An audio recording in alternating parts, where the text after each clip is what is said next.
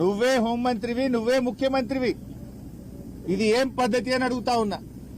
ఇవాళ వాళ్లకు ఆయన మీద 308 సెక్షన్ పెట్టిండ్రు, నాన్ బెయిలబుల్ సెక్షన్ పెట్టిండ్రు.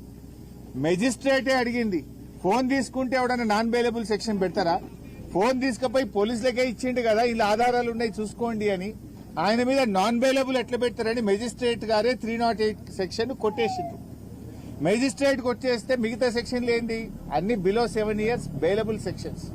బిలో 7 years దాంట్లో అరెస్ట్ చేయరు, స్టేషన్ బెయిల్ ఇవ్వాలి.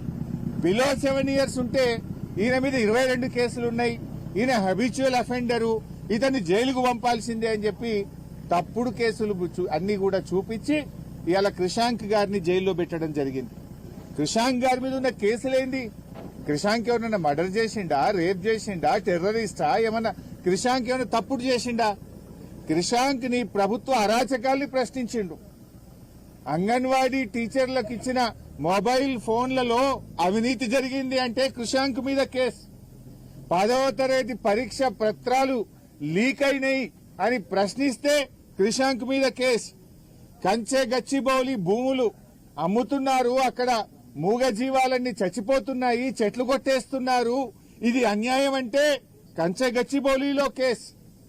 సోమ్ డిస్టిలరీ అనేది బ్యాన్ చేసిండ్రు, సోమ్ డిస్టిలరీ మందు దాగి చాలా మంది చనిపోయిండ్రు, ఆ సోమ్ డిస్టిలరీని తెలంగాణలో ఎట్లా తెస్తారు అని అడిగితే క్రిషాంక్ మీద కేసు.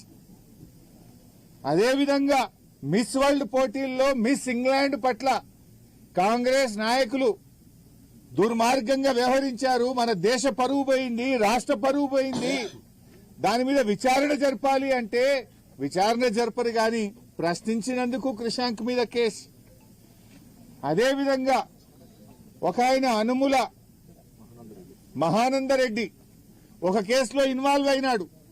ఆ కేసులో అందరిని అరెస్ట్ చేసిండ్రు. అనుముల మహానందరెడ్డిని ఎందుకు అరెస్ట్ చేయరు? ఆయన ఇంటి పేరు అనుముల ఉన్నందుకే ఆయన విడిచిపెడతారా?